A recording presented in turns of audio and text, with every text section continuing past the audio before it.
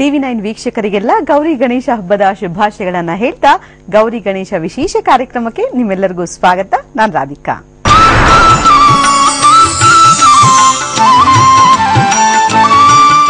ವಕ್ರತುಂಡ ಮಹಾಕಾಯ ಕೋಟಿ ಸೂರ್ಯ ಸಮಪ್ರಭಾ ನಿರ್ವಿಘ್ನಂ ಕುರುಮೇ ದೇವ ಸರ್ವಕಾರ್ಯೇಷು ಸರ್ವದಾ. ಇದನ್ನ ಹೇಳದೆ ನಮ್ಮಲ್ಲಿ ಯಾವ ಪೂಜೆಗಳು ಸಾಗೋದೇ ಇಲ್ಲ. ಪೂಜೆ ಪುನಸ್ಕಾರ ಇರ್ಲಿ ಇಲ್ಲ ಯಾವುದೇ ಶುಭ ಕಾರ್ಯ ಇರ್ಲಿ ನಿರ್ವಿಘ್ನವಾಗಿ ಸಾಗ್ಲಪ್ಪ ದೇವ್ರೆ ಅಂತ ವಿನಾಯಕನಿಗೊಂದು ನಮಸ್ಕಾರವನ್ನ ಹಾಕ್ಲೇಬೇಕು. 3 ಕೋಟಿ ದೇವರುಗಳಲ್ಲಿ ಅವನಿಗೆ ಅಗ್ರ ಪೂಜೆ ಇರಲೇಬೇಕು. ಯಾವುದೇ ಜಾತಿ ಭೇದವಿಲ್ಲದೆ ಸರ್ವಕಾಲಕ್ಕೂ ಸರ್ವರಿಗೂ ಸಲ್ಲುವಂತಹ ವಿರೋಧಾಭಾಸದಿಂದ ದೂರ ಇರೋ ಗಣೇಶನ ಆರಾಧನೆ ಮಾತ್ರ ಹಿಂದೂ ಸಮಾಜವನ್ನ ಜೋಡಿಸಬಲ್ಲದು ಅನ್ನೋದು ತಿಲಕರಿಗೆ ಚೆನ್ನಾಗಿ ಗೊತ್ತಿತ್ತು. ಹೀಗಾಗಿ ಬಾಲಗಂಗಾಧರ ತಿಲಕರು ಗಣಪತಿ ಹಬ್ಬದ ಆಚರಣೆಯನ್ನ ರಾಷ್ಟ್ರಾದ್ಯಂತ ಜಾರಿಗೆ ತಂದ್ರು. ಬನ್ನಿ ಹಾಗಾದ್ರೆ ಇಂಥ ಗೌರಿ ಗಣೇಶ ಹಬ್ಬದ ಈ ಶುಭ ಸಂದರ್ಭದಲ್ಲಿ ಗೌರಿ ಗಣೇಶ ಹಬ್ಬದ ಮಹತ್ವ, ಪೂಜಾ ವಿಧಾನ, ಪೂಜೆಯ ವಿಶೇಷತೆಗಳ ಬಗ್ಗೆ ತಿಳಿಸಿಕೊಳ್ಳಿಕ್ಕೋಸ್ಕರ ನಮ್ಮ ಜೊತೆ ಇದ್ದಾರೆ ದೈವಜ್ಞ ಸೋಮಯಾಜಿಗಳು. ಇವರು ವಾಸ್ತು, ಜ್ಯೋತಿಷ್ಯ ಮತ್ತು ಆಧ್ಯಾತ್ಮ ಪಂಡಿತರು. ದೈವಜ್ಞ ಸೋಮಯಾಜಿ ಅವರೇ, ಕಾರ್ಯಕ್ರಮಕ್ಕೆ ಸ್ವಾಗತ. ಹಾಗೇನೆ ಗೌರಿ ಗಣೇಶ ಹಬ್ಬದ ಶುಭಾಶಯಗಳು ತಮಗೂ ಕೂಡ. ಮೊದಲಿಗೆ ಗೌರಿ ಗಣೇಶ ಹಬ್ಬ ಅಂತಂದ್ರೆ ಇದು ಹಿಂದೂಗಳಲ್ಲಿ ತುಂಬಾ ದೊಡ್ಡ ಹಬ್ಬ. ಸೊ ಸಾಕಷ್ಟು ಆಚರಣೆ ಇರುತ್ತೆ, ಸಾಕಷ್ಟು ವಿಶೇಷತೆಗಳಿರುತ್ತೆ ಈ ಹಬ್ಬದಂದು. ಮೊದಲಿಗೆ ಗೌರಿ ಹಬ್ಬದ ವಿಶೇಷತೆ ಬಗ್ಗೆ ಹೇಳ್ತೀರಾ? ಹಬ್ಬದ ವಿಶೇಷತೆ ಹೇಳೋದಕ್ಕೆ ಮುಂಚೆ ಸಮಸ್ತ ಕನ್ನಡ ಕುಲಕೋಟಿಗೆ, ಪ್ರೇಕ್ಷಕ ಪ್ರಭುಗಳಿಗೆ ಗೌರಿ ಮತ್ತು ಗಣೇಶ ಹಬ್ಬದ ಶುಭ ಕಾಮನೆಗಳು. ತಮ್ಮೆಲ್ಲರಿಗೂ ಜೀವನ ಅತ್ಯಂತ ಮಂಗಳಮಯವಾಗಿರಲಿ, ನೆಮ್ಮದಿ ಮತ್ತು ತೃಪ್ತಿಯನ್ನು ಕೊಡುವಂತಹ ವರ್ಷ ಇದಾಗಿರಲಿ ಅಂತ ಹೇಳಿ ತಮ್ಮೆಲ್ಲರ ಪರವಾಗಿ ಮತ್ತು ಆದಂತಹ ಟಿವಿ9 ಕನ್ನಡದ ಪರವಾಗಿ ಆ ಗಣಪತಿಯಲ್ಲಿ ಪ್ರಾರ್ಥನೆ ಮಾಡಿಕೊಳ್ತೀನಿ. ಓಂ ಏಕದಂತಾಯ ವಿದ್ಮಹೇ ವಕ್ರತುಂಡಾಯ ಧೀಮಹಿ ತನ್ನೋ ದಂತಿಃ ಪ್ರಚೋದಯಾತ್. ಹರಿ ಓಂ. ತಮಗೂ ಕೂಡ ಗೌರಿ ಮತ್ತು ಗಣೇಶ ಹಬ್ಬದ ಶುಭಕಾಮನೆಗಳಮ್ಮ.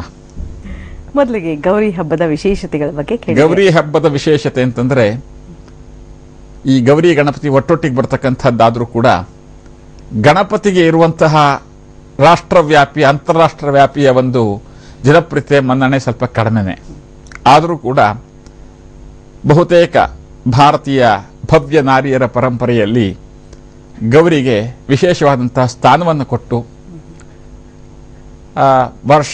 ವರ್ಷದಲ್ಲಿ ಒಂದು ಸಾರಿ ವಿಶೇಷವಾಗಿ ಸ್ವರ್ಣ ಗೌರಿ ವ್ರತ ಅಂತ ಮಾಡತಕ್ಕಂಥ ಒಂದು ಪದ್ಧತಿ. ಬಹುತೇಕ ಎಲ್ಲ ಮಹಿಳೆಯರು ಕೂಡ, ಭಾರತೀಯ ಮಹಿಳೆಯರು ಅಪೇಕ್ಷೆ ಪಡ್ತಕ್ಕಂಥದ್ದೇನಪ್ಪ ಅಂದರೆ ಅಖಂಡ ಸೌಭಾಗ್ಯತ್ವ, ಅವರ ಮಾಂಗಲ್ಯ ಅಖಂಡವಾಗಿರಲಿ, ಅಂದರೆ ತನ್ನ ಜೀವನ ಸಂಗಾತಿ ಪತಿ ಅವನ ಆರೋಗ್ಯ ಆಯಸ್ಸು ಚೆನ್ನಾಗಿರಲಿ ಅಂತ ಹೇಳಿ ಈ ಎಲ್ಲ ಒಂದು ಶುಭ ಕಾಮನೆಗಳನ್ನು ಇಟ್ಟುಕೊಂಡು ವರ್ಷಕ್ಕೊಂದು ಸಾರಿ ಮಾಡ್ತಕ್ಕಂತಹ ದೊಡ್ಡ ಗೌರಿ ಪೂಜೆ ಈ ಸ್ವರ್ಣ ಗೌರಿ ವ್ರತ. ಇದರಲ್ಲಿ ದಕ್ಷಿಣ ಭಾರತದಲ್ಲಿ ವಿಶೇಷವಾಗಿ ಇದರ ಆಚರಣೆ, ಅದರಲ್ಲೂ ಕೂಡ ನಮ್ಮ ಕರ್ನಾಟಕದಲ್ಲಿ ಗೌರಿ ಹಬ್ಬ ಅಂತಂದ್ರೆ ವಿಶೇಷವಾದಂತಹ ಆಚರಣೆ. ಆಂಧ್ರದ ಕೆಲವು ಭಾಗಗಳಲ್ಲಿ, ತಮಿಳುನಾಡಿನ ಕೆಲವು ಭಾಗಗಳಲ್ಲಿ ಆಚರಣೆ ಇದ್ರೂ ಕೂಡ ಕರ್ನಾಟಕದಲ್ಲಿ ರಾಜ್ಯಾದ್ಯಂತ ವಿಶೇಷವಾಗಿ ಆಚರಣೆ ಮಾಡತಕ್ಕಂತಹ ಹೆಂಗಸರಲ್ಲಿ ಬಹಳ ಹುರುಪನ್ನು ಉಂಟು ಮಾಡತಕ್ಕಂತಹ ದೊಡ್ಡ ಹಬ್ಬ. ಮಣ್ಣಿನಿಂದ ಮಾಡಿರತಕ್ಕಂತಹ ಸ್ವರ್ಣ ಗೌರಿಯನ್ನ ತಂದು ವಿಧಿಪೂರ್ವಕವಾಗಿ ಪ್ರಾಣ ಪ್ರತಿಷ್ಠಾಪನೆಗಳನ್ನು ಮಾಡಿ ವ್ರತವನ್ನ ಆಚರಣೆ ಮಾಡತಕ್ಕಂತಹ ಹಬ್ಬ ಇದು. ಬೇರೆ ಬೇರೆ ಹಬ್ಬಗಳವರು ಆಚರಣೆ ಮಾಡಿದ್ರು ಕೂಡ ವ್ರತ ಆಚರಣೆ ಕಡಿಮೆ. ಇದರಲ್ಲಿ ಗೌರಿ ವ್ರತ ಅಂತಲೇ ಮಾಡ್ತಾರೆ ಬಹಳಷ್ಟು ಮನೆಗಳಲ್ಲಿ. ಇನ್ನೂ ಒಂದು ಇಲ್ಲಿ ವಿಶೇಷ ಅಂತಂದ್ರೆ ಗೌರಿ ಹಬ್ಬ ತಾಯಿ ಮನೆಗೆ ಹೋಗಿ ಮಾಡ್ತಕ್ಕಂತಹ ಒಂದು ಅಭ್ಯಾಸ ಕೂಡ ಬಹಳ ಹೆಣ್ಮಕ್ಳಲ್ಲಿ ಬೆಳೆದು ಬಂದಂತಹದ್ದು. ತಾಯಿ ಮನೆಗೆ ಹೋಗ್ಲಿಕ್ಕೆ ಆಗದೆ ಇದ್ರೆ ತಾಯಿ ಮನೆಯಿಂದ ಮಾಂಗಲ್ಯ ವರ್ಧನೆಗಾಗಿ ಅರ್ಶಿನ ಕುಂಕುಮದ ಬಾಗಿನವನ್ನ ಮಗಳಿಗೆ ಕಳಿಸ್ಕೊಡ್ತಕ್ಕಂಥದ್ದು. ಆ ಮನೆಯಲ್ಲಿ ಪೂಜೆ ಮಾಡತಕ್ಕಂಥ ಹೆಣ್ಮಗಳು ತಾಯಿ ಮನೆಗೆ ಹೋಗಿ ತಾಯಿ ಮನೆಯವರಿಗೆ ಬಾಗಿನ ಕೊಟ್ಟು ಬರ್ತಕ್ಕಂಥದ್ದು ಈ ಹಬ್ಬದ ಒಂದು ವಿಶೇಷತೆ. ಅಂದರೆ ಕೊಟ್ಟ ಹೆಣ್ಣು ಕುಲಕ್ಕೆ ಹೊರಗೆ ಅಂತಕ್ಕಂಥ ಮಾತಿಗೆ ಸ್ವಲ್ಪ ಇಲ್ಲಿ ವಿರೋಧಾಭಾಸವಾಗಿ ನಾನು ಹುಟ್ಟಿದ ಮನೆ ಮತ್ತು ಮೆಟ್ಟಿದ ಮನೆ ಎರಡಕ್ಕೂ ಶ್ರೇಯಸ್ಸನ್ನು ಬಯಸ್ತೀನಿ ಅಂತ ಹೇಳಿ ಆ ಹೆಣ್ಣು ಮಗಳು ತಾಯಿಯ ಮನೆಯ ಬಾಂಧವ್ಯವನ್ನು ವೃದ್ಧಿ ಮಾಡಿಕೊಳ್ಳೋದಕ್ಕಾಗಿ ಇರತಕ್ಕಂಥ ಸಾಂಕೇತಿಕವಾಗಿರ್ತಕ್ಕಂಥ ಹಬ್ಬವೂ ಕೂಡ. ಹಾಗಾಗಿ ನಾವಿಲ್ಲಿ ಗೌರಿಯನ್ನ ಅವಳು ಭೂಲೋಕಕ್ಕೆ ಬಂದರೂ ಕೂಡ ಹಿಮಗಿರಿ ತನಗೆ ತವ್ರ ಮನೆಗೆ ಬಂದ್ಯಾಳೆ ಅಂತಂದ್ಬಿಟ್ಟು ಆ ಒಂದು ದೃಷ್ಟಿಯಿಂದ ವಿಶೇಷವಾಗಿ ಪೂಜೆ ಮಾಡ್ತೀವಿ. ಅಲ್ಲಿ ನೋಡಿ ಮಾಡತಕ್ಕಂಥ ಭಕ್ಷ್ಯಗಳು ಕೂಡ ಗ್ರಾಮೀಣ ಭಕ್ಷ್ಯಗಳು. ದೋಸೆ ನೈವೇದ್ಯ ಇನ್ಯಾವ ಪೂಜೆಯಲ್ಲೂ ಹೇಳಿಲ್ಲ. ಗೌರಿ ಹಬ್ಬದಲ್ಲಿ ದೋಸೆ ಮಾಡಿ ನೈವೇದ್ಯ ಮಾಡ್ತಕ್ಕಂಥ ಪದ್ಧತಿ ನಮ್ಮ ಮೈಸೂರು ಪ್ರಾಂತ್ಯದಲ್ಲಿ ಬಹಳಷ್ಟು ಇದೆ. ಹಾಗೆ ವಿಶೇಷವಾಗಿ ಆ ಗೌರಿಗೆ ಮನೆಗೆ ಬಂದ ಹೆಣ್ಣು ಮಗಳಿಗೆ ಯಾವ ತರದಲ್ಲಿ ಆಧಾರಾತಿಥ್ಯವನ್ನು ಮಾಡ್ತಾರೋ ಅಷ್ಟೇ ಆಧಾರಾತಿಥ್ಯವನ್ನ ಭಕ್ತಿಪೂರ್ವಕವಾಗಿ ಮಾಡ್ತಕ್ಕಂಥದ್ದು. ಮಗಳಿಗೆ ಪ್ರೀತಿಪೂರ್ವಕವಾಗಿ ಇಲ್ಲಿ ಆ ಗೌರಮ್ಮನಿಗೆ ಭಕ್ತಿಪೂರ್ವಕವಾಗಿ ಮಾಡತಕ್ಕಂತಹ ಪೂಜೆ ಇದು. ಬಾಗಿನ ಕೊಡೋದಾಗ್ಬೋದು ಅಥವಾ ಇನ್ನು ಉಳಿದ ವ್ರತಗಳಾಗ್ಬೋದು. ಅವಳಿಗೆ ನಾನಾ ತರದ ಪತ್ರ ಪುಷ್ಪಗಳಿಂದ ಪೂಜೆ, 16 ತರದ ಪತ್ರಗಳಿಂದ ಪೂಜೆ ಮಾಡ್ತಕ್ಕಂಥದ್ದು, 16 ತರದ ಬಾಗಿನವನ್ನು ಕೊಡ್ತಕ್ಕಂಥದ್ದು, ಮತ್ತೆ ಪೂಜೆ ಮಾಡಿದ್ರೆ ಸಂಕೇತವಾಗಿ ಕೈಗೆ ಕಂಕಣವನ್ನು ಕಟ್ಟಿಕೊಳ್ತಕ್ಕಂಥದ್ದು. ಇದೆಲ್ಲದು ನಮ್ಮ ಗ್ರಾಮೀಣ ಪ್ರದೇಶದಲ್ಲಿ ಹಬ್ಬದ ಸೊಡಗು ಬಹಳ ತೀವ್ರವಾಗಿರ್ತಕ್ಕಂಥ ಜೋರಾಗಿರ್ತಕ್ಕಂಥದ್ದು.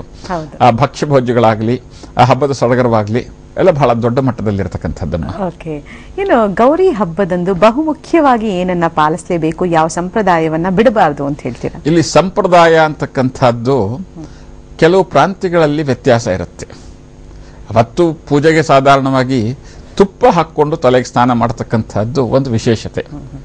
ಬೇರೆ ದಿವಸಗಳಲ್ಲಿ ಎಣ್ಣೆ ಹಾಕೊಂಡು ಸ್ನಾನ ಮಾಡಿದರೆ ಅವತ್ತು ಮುತ್ತೈದೆತನ ಅಭಿವೃದ್ಧಿ ಆಗಲಿ, ನನ್ನ ಮಾಂಗಲ್ಯ ಶಾಶ್ವತವಾಗಿರಲಿ, ಅಖಂಡ ಸೌಭಾಗ್ಯತ್ತು ಬರಲಿ, ಮತ್ತೆ ಮನೆ ಸದಾ ಮಂಗಳಮಯವಾಗಿರಲಿ, ತನ್ನ ಕುಟುಂಬಕ್ಕೆಲ್ಲ ಒಳ್ಳೆಯದಾಗಲಿ, ತವರು ಮನೆಗೂ ಒಳ್ಳೆಯದಾಗಲಿ, ಕೊಟ್ಟ ಮನೆಗೂ ಒಳ್ಳೆಯದಾಗಲಿ, ಮೆಟ್ಟಿದ ಮನೆಗೂ ಒಳ್ಳೆಯದಾಗಲಿ ಅಂತ ಹೇಳಿ ಪ್ರಾರ್ಥನೆ ಮಾಡಿಕೊಂಡು ಹಸುವಿನ ತುಪ್ಪ ಹಾಕ್ಕೊಂಡು ಸ್ನಾನ ಮಾಡಿ, ಮತ್ತೆ ಅವತ್ತು ಬಹಳಷ್ಟು ಕಡೆಗಳಲ್ಲಿ ಸೋಪ್ ಹಾಕೊಳ್ಳದೇನೆ ಅರಿಶಿನ ಮತ್ತು ಸೀಗೆಕಾಯಿನ ಮಾತ್ರ ಉಪಯೋಗಿಸಿ ಸ್ನಾನ ಮಾಡಿ ಪೂಜೆ ಕೊಡ್ತಕ್ಕಂಥದ್ದು ಒಂದು ಪದ್ಧತಿ ಇದೆ.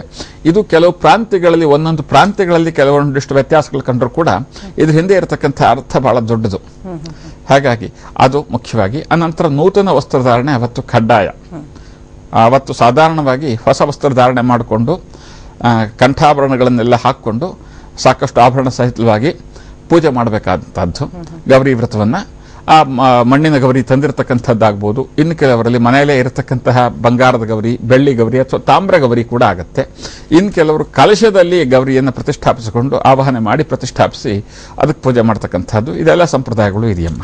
ಸರಿ ಗುರುಜಿ, ನಿಮ್ ಜೊತೆಗೆ ಮತ್ತಷ್ಟು ನಾನು ಚರ್ಚೆಯನ್ನು ಮುಂದುವರಿಸ್ತೇನೆ. ಗೌರಿ ಹಬ್ಬದ ಬಗ್ಗೆ ಸಾಕಷ್ಟು ಮಹತ್ವದ ವಿಚಾರಗಳನ್ನ ತಿಳಿಸ್ಕೊಟ್ಟಿದ್ದೀರಾ. ನಾನು ಗಣೇಶ ಹಬ್ಬದ ಪ್ರಾಮುಖ್ಯತೆ ಬಗ್ಗೆ ಚರ್ಚೆ ಮುಂದುವರಿಸ್ತೀನಿ. ಈಗ ಚಿಕ್ಕ ಬ್ರೇಕ್.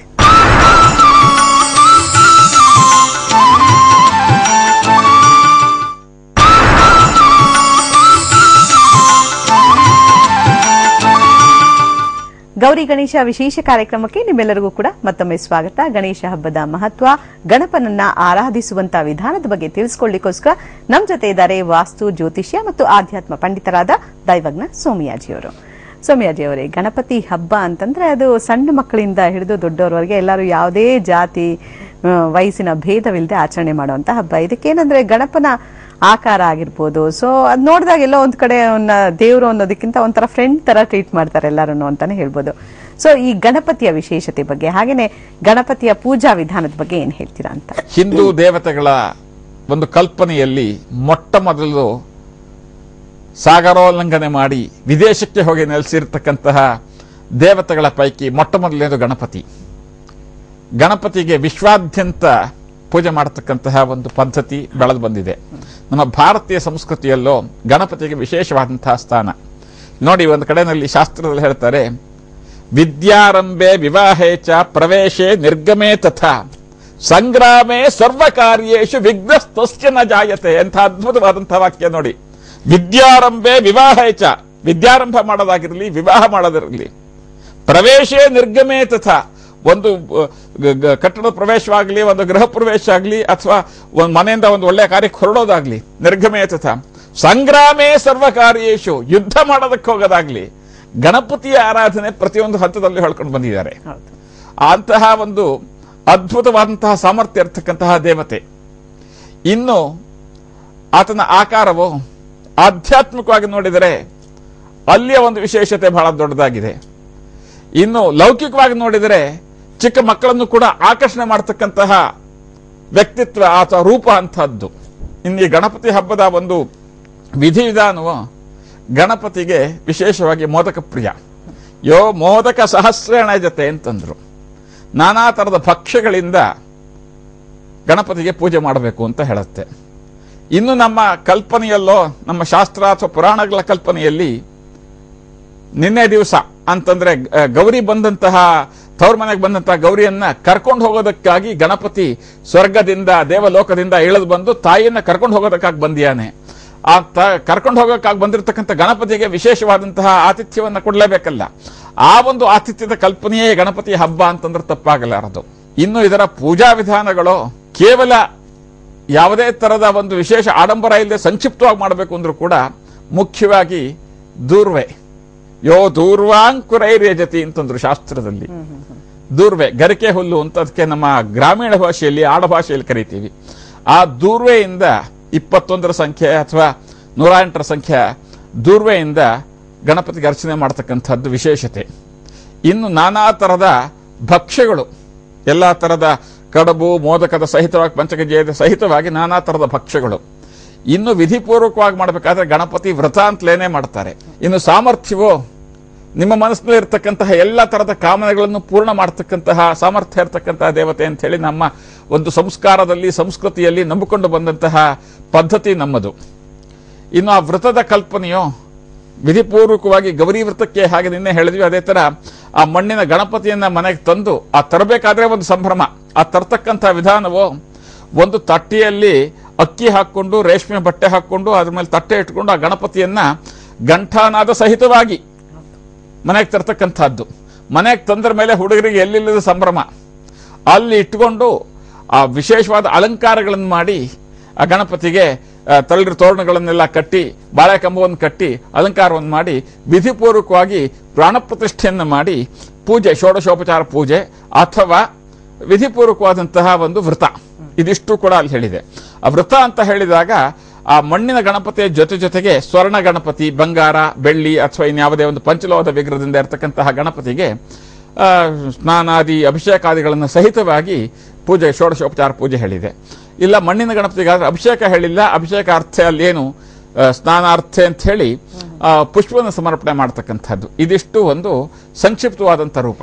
ಇನ್ನೂ ವಿಶೇಷವಾಗಿ ಮಾಡಬೇಕು ಅಂತಂದಾಗ ಗಣಪತಿ ಹೋಮ, ಗಣಪತಿಯ ಒಂದು ಕಥೆಗಳನ್ನು ಕೇಳ್ತಕ್ಕಂಥದ್ದು ಮತ್ತು ಊರಿನಲ್ಲಿ ಅಕ್ಕಪಕ್ಕದಲ್ಲಿ ಇಟ್ಟಿರ್ತಕ್ಕಂಥವರ ಮನೆಗಳಿಗೆಲ್ಲ ಹೋಗಿ ಗಣಪತಿಯ 21 ಗಣಪತಿಯ ದರ್ಶನ ಮಾಡ್ಕೊಂಡು ಬರ್ತಕ್ಕಂಥದ್ದು, 108 ಗಣಪತಿಯ ದರ್ಶನ ಮಾಡ್ತಕ್ಕಂಥದ್ದು ಅಂತ ಹೇಳಿ ಎಲ್ಲ ಸ್ನೇಹಿತರು ಬಂಧುಗಳ ಮನೆಗೆಲ್ಲ ಹೋಗಿ ಗಣಪತಿಯನ್ನು ದರ್ಶನ ಮಾಡಿಕೊಂಡು ನಮ್ಮ ಮನೆಯಲ್ಲಿ ಮಾಡಿರ್ತಕ್ಕಂಥ ತಿಂಡಿಗಳನ್ನು ಅವ್ರ ಮನೆಗೆ ಕೊಟ್ಟು ಗಣಪತಿಯ ಪ್ರಸಾದ ರೂಪವಾಗಿ ಅವ್ರ ಮನೆಯಿಂದ ಒಂದಿಷ್ಟು ನಾವು ತಗೊಂಡು ಬರ್ತಕ್ಕಂಥದ್ದು, ಈ ಥರದ್ದೆಲ್ಲ ಚಾಲ್ತಿ ಆಯಾ ಪ್ರಾಂತ್ಯಗಳಲ್ಲಿ ಒಂದೊಂದು ಥರದಲ್ಲಿದೆ. ಅದ್ರ ಎಲ್ಲ ಕಡೆಯಲ್ಲೂ ಮುಖ್ಯವಾಗಿ ಗಣಪತಿ ಪೂಜೆಗೆ ವಿಶೇಷವಾಗಿ ಏನಪ್ಪಾ ಅಂತಂದ್ರೆ ನಮ್ಮ ಎಲ್ಲ ಕಷ್ಟಗಳನ್ನ ಪರಿಹಾರ ಮಾಡಿ, ನಮ್ಮಲ್ಲಿರ್ತಕ್ಕಂಥ ಎಲ್ಲ ತರದ ದಾರಿದ್ರ್ಯವನ್ನು ದೂರ ಮಾಡಿ ನೆಮ್ಮದಿಯಾದಂತಹ ಜೀವನ ಕೊಡು, ನನ್ನ ಮುಂದಿನ ಮಾರ್ಗವನ್ನ ಉತ್ತಮಪಡಿಸು ಅಂತ ಹೇಳಿ ಕೇಳ್ಕೊಳ್ತಕ್ಕಂಥ ಒಂದು ಮೂಲ ಉದ್ದೇಶ ಇದು. ಅದರ ಜೊತೆಗೆ ಇನ್ನು ಗಣಪತಿ ಹಬ್ಬದ ಇನ್ನೂ ಉಳಿದಂತಹ ವೈಶಿಷ್ಟ್ಯಗಳಲ್ಲಿ ಏನಪ್ಪಾ ಅಂತಂದ್ರೆ ಎಷ್ಟೋ ಜನ ಮನಸಃಕಾಮ ಮಾಕೋತಿಂ ಅವರ ಮನಸ್ಸಿನ ಕೆಲವಷ್ಟು ಸುಪ್ತ ಆಸೆಗಳನ್ನು ಪೂರೈಕೆಗಾಗಿ ಗಣಪತಿ ಆರಾಧನೆ ಬಹಳ ಹಿಂದಿಂದಲೂ ನಡೆದು ಬಂದಂಥದ್ದಮ್ಮ. ನೀವು ಗಣಪತಿಯನ್ನಾಗ್ಲಿ ಗೌರಿಯನ್ನಾಗ್ಲಿ ಕರುಳಿಂದ ಕರೀರಿ, ಕೊರಳಿಂದ ಕರಿಬೇಡಿ. ನಿಮ್ಮ ಕರುಳಿನ ಕರೆಗೆ ಹೋಗೊಟ್ಟಾನು ಆ ನಮ್ಮ ಗಣಪ, ನಿಮ್ಮ ಕೊರಳಿನ ಕರೆಗಲ್ಲ. ತುಂಬಾ ಒಳ್ಳೆ ಮಾತು ಹೇಳಿದ್ರಿ. ತುಂಬಾ ಭಕ್ತಿ ಪೂರ್ವಕವಾಗಿ ಗಣಪನನ್ನ ಪೂಜೆ ಮಾಡಿದ್ರೆ ಖಂಡಿತ ಏನಂತಂದ್ರೆ ಎಲ್ಲವೂ ಕೂಡ ಒಳ್ಳೇದಾಗುವಂತದ್ದು. ನಿಮ್ ಜೊತೆಗೆ ಮತ್ತಷ್ಟು ಚರ್ಚೆ ಮುಂದುವರಿಸ್ತೀನಿ ಗಣಪತಿ ಹಬ್ಬದ ವಿಶೇಷತೆ ಬಗ್ಗೆ. ಈಗ ಚಿಕ್ಕ ಬ್ರೇಕ್.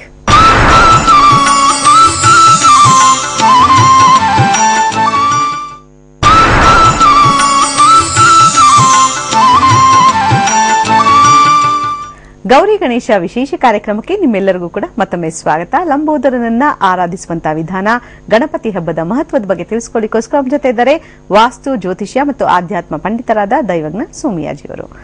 ಸೋಮಯಾಜಿಯವರೇ, ಇವಾಗ ಗಣಪತಿಯನ್ನ ಬಹುತೇಕರು ಇಡೋದಿಲ್ಲ ಮನೆಯಲ್ಲಿ. ಸೊ ಅಂತ ಹೊಸದಾಗಿ ಏನಾದ್ರು ಗಣಪತಿಯನ್ನ ಇಡಬೇಕು ಅಂತ ಆಸೆ ಆದ್ರೆ ಅಂತವರು ಶುರು ಮಾಡಬಹುದಾ ಆಚರಣೆಯನ್ನ? ಅದ್ಭುತವಾದಂತಹ ಪ್ರಶ್ನೆ. ಗಣಪತಿ ಇಡೋದಕ್ಕೆ ನಿಮಗೆ ಪರಂಪರೆಯೇ ಆಗಬೇಕು ಅಂತಿಲ್ಲ. ಗಣಪತಿಯ ಪೂಜೆಗೆ ಪರಂಪರೆ ಅಂತಕ್ಕಂಥ ಬರೋದಿಲ್ಲ. ಯಾಕೆಂದ್ರೆ ಪರಂಪರೆಯಲ್ಲಾಗಲಿ ನೀವು ಪೂಜೆ ಮಾಡ್ತಾ ಇದ್ದೀರಾ, ಒಂದಲ್ಲ ಒಂದು ರೂಪದಲ್ಲಿ ಗಣಪತಿಯನ್ನು ಪೂಜೆ ಮಾಡಿದವರು. ಇನ್ನು ನಾನು ಇದೇ ತರದ ವೇದಿಕೆಯಲ್ಲಿ ನಿಮ್ಮೊಂದಿಗೆ ಹಲವು ಸಾರಿ ಒಂದು ವಿಷಯವನ್ನು ಹೇಳ್ಕೊಂಡು ಬಂದಿದ್ದೀನಿ. Trade, tradition and technology need to be revised and updated ಅಂತ. ಈ ನಮ್ಮ ಸಂಸ್ಕಾರ ಸಂಸ್ಕೃತಿ ನಿಂತ ನೀರಲ್ಲ, ಅದರಲ್ಲಿ ಬದಲಾವಣೆಗಳು ಸಹಜ. ಹಾಗಾಗಿ ಹಿಂದೆ ಇಟ್ಟಿರಲಿಲ್ಲ, ನಮ್ಮ ತಾತನ ಕಾಲದಲ್ಲೋ ನಮ್ಮ ಅಪ್ಪನ ಕಾಲದಲ್ಲೋ ಇಟ್ಟಿರಲಿಲ್ಲ ಅಂತ ಹೇಳಿದ್ರೆ ನಮ್ಮ ಮಕ್ಕಳು ಯಾರೋ ಗಣಪತಿಯನ್ನು ಪಕ್ಕದ ಮೇಲೆ ತರ್ತಾ ಇದ್ದಾನೆ, ಅವ್ರ ಮೇಲೆ ತರ್ತಾ ಇದ್ದಾರೆ, ನಾನು ಯಾಕೆ ತರಬಾರದು ಅಂತಕ್ಕಂಥ ಹಠ ಬಿದ್ದಾಗ ಇದೊಂದು ಒಳ್ಳೆ ಅಭ್ಯಾಸ ತಗೊಂಡ್ ಬಾ ಅಂತ ಹೇಳಿ ಅವತ್ತಿಗೆ ಎಂಕರೇಜ್ ಮಾಡಿ ಇಟ್ಟು ಪೂಜೆ ಮಾಡಿಸ್ತಕ್ಕಂಥದ್ರಲ್ಲಿ ಯಾವ ಶಾಸ್ತ್ರದಲ್ಲೂ ಏನೂ ತಪ್ಪಿಲ್ಲ. ತಂದು ಪೂಜೆ ಮಾಡಿ ಒಂದಿಷ್ಟು ಅವನಲ್ಲಿ ಸಾತ್ವಿಕತೆಯನ್ನು ಪಡ್ಕೊಂಡು ಅನಂತರದಲ್ಲಿ ಗಣಪತಿಯನ್ನ ತಸ್ಯ ಪ್ರಕೃತಿ ಲೀನಸ್ಯ ಯಃ ಪರಸ್ವ ಮಹೇಶ್ವರ ಅಂದ್ರು. ಪಂಚಭೂತಗಳಲ್ಲಿ ಗಂಗೆಯಲ್ಲಿ ವಿಸರ್ಜನೆ ಮಾಡತಕ್ಕಂಥದ್ದು ಅದರಲ್ಲಿ ತಪ್ಪೇನೂ ಇಲ್ಲ, ಸರಿಯಾದಂತಹ ಕ್ರಮವಾಗಿದೆ, ಆದ್ದರಿಂದ ಮಾಡಬಹುದು. ಅದರಲ್ಲಿ ವ್ರತ ಅಂತ ಮಾಡಬೇಕಾದ್ರೆ ಅಥವಾ ಹೋಮಾದಿಗಳನ್ನು ಮಾಡಬೇಕಾದ್ರೆ ಗಣಪತಿ ಹಬ್ಬದ ಸಲುವಾಗಿ ಅದಕ್ಕೆ ಒಂದಿಷ್ಟು ಪರಂಪರೆ, ಒಂದಿಷ್ಟು ಸಂಪ್ರದಾಯ, ಜೊತೆಗೆ ಒಂದಿಷ್ಟು ನಿಯಮಗಳ ಅತ್ಯವಶ್ಯಕ. ಗಣಪತಿಯನ್ನು ತಂದು ನೈಮಿತ್ತಿಕವಾದ ಪೂಜೆ ಇದು ನಿತ್ಯ ಪೂಜೆ ಅಲ್ಲ, ನೈಮಿತ್ತಿಕವಾಗಿ ಅಂದ್ರೆ ವಿಶೇಷವಾಗಿ ಹಬ್ಬದ ಪ್ರಯುಕ್ತವಾಗಿ ಬೇರೆ ಕಡೆಯಿಂದ ಮಣ್ಣಿನ ಗಣಪತಿಯನ್ನ ಅಲಂಕಾರಯುಕ್ತವಾದಂತಹ ಗಣಪತಿಯನ್ನು ತಂದು ಮನೆಯಲ್ಲಿ ಒಂದಿಷ್ಟು ವಿಶೇಷವಾಗಿ ಅಲಂಕಾರವನ್ನು ಮಾಡಿ ಒಂದಿಷ್ಟು ಹಬ್ಬದ ಅಡಿಗೆಯನ್ನು ಮಾಡಿ ಒಂದಿಷ್ಟು ವಿಶೇಷವಾದಂತಹ ಪತ್ರ ಪುಷ್ಪಗಳಿಂದ ಗಣಪತಿಗೆ ಯಾವಾಗಲೂ ಕೆಂಪು ಹೂ ಬಹಳ ಮುಖ್ಯ.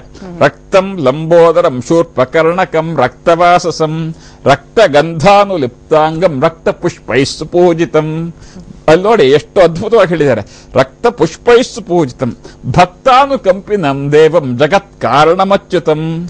ಭಕ್ತಾನುಕಂಪಿನಂ ದೇವಂ ಅಂತಂದ್ರು ಅವನಿಗೆ. ನಾನಾ ವಿಧವಾದಂತಹ ಕೆಂಪು ಪುಷ್ಪಗಳಿಂದ.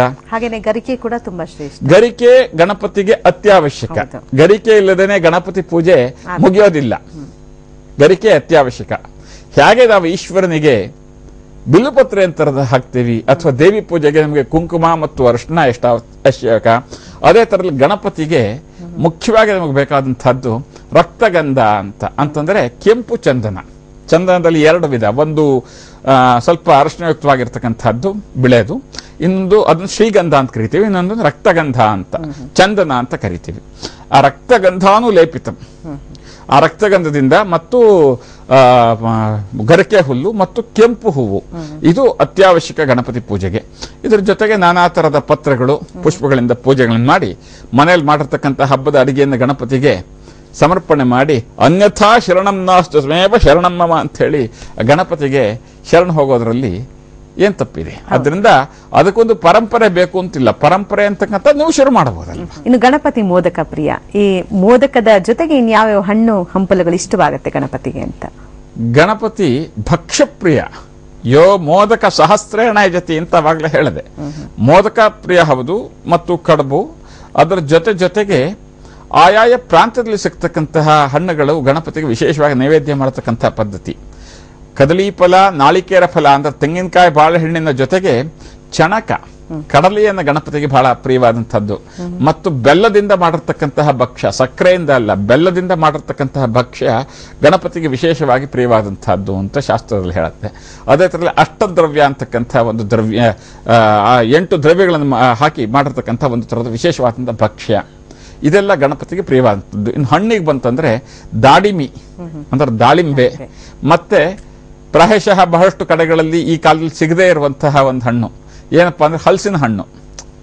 ಕೆಲವು ಕಡೆ ಈಗ ಸೀಸನ್ ಆಗೋಗಿರುತ್ತೆ. ಹಲಸಿನ ಹಣ್ಣು ಬಹಳ ಪ್ರಿಯವಾದಂತಹದ್ದಂತೆ ಗಣಪತಿಗೆ.